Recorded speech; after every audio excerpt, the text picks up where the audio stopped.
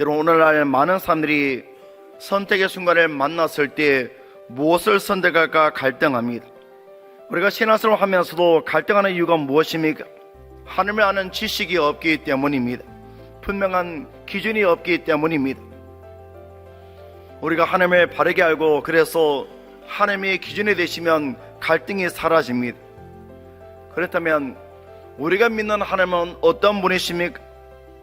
하나님은 가만히 계시거나 주무시는 분이 아니십니다. 하나님은 말씀으로 천지를 창조하시고 능력으로 승리해 나가시는, 지금도 우리를 위해서 일하시는 분이십니다. 오늘 말씀은 예수님께서 베데스다 연못가에서 38년 동안 병으로 고통받고 있는 병자를 고치고 난 후에 일어난 사건입니다. 10절에 보면 이 일을 비난하는 무리들이 나옵니다. 그들은 유대인들이었습니다. 이들은 예수님의 놀라운 이적 앞에서 즐거워하지 않았습니다.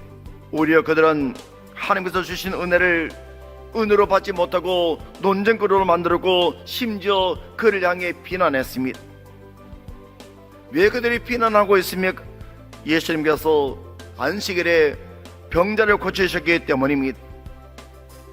그들의 전통적인 종교법에 의하면 안식일에는 아무것도 하면 안 되었습니다.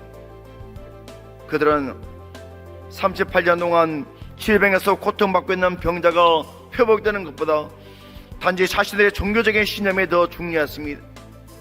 하나님의 뜻보다 자신들이 만들어 놓은 율법의 기준이 더 중요했습니다. 그때 예수님께서 유대인들에게 말씀하셨습니다. 17절입니다. 예수께서 그들에게 이르시되 내 아버지께서 이제까지 일하시니 나도 일한다 하시매.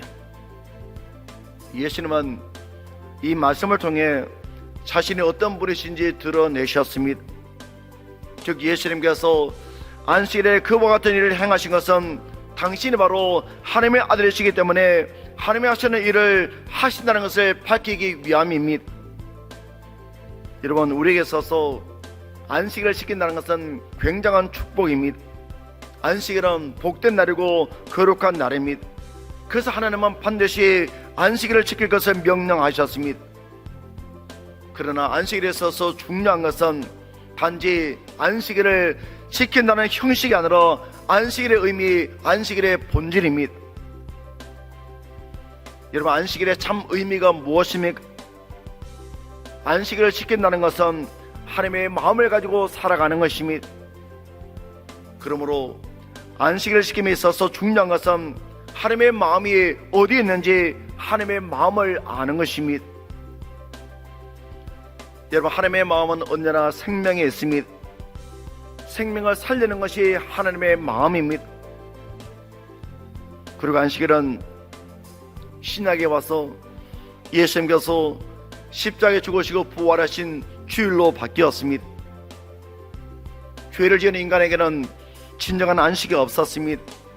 그래서 예수님께서 죄를 지은 인간에게 안식을 주시기 위해 이 땅에 오셔서 십자가를 지셨고 죄의 사함을 통한 구속의 안식을 허락해 주셨습니다.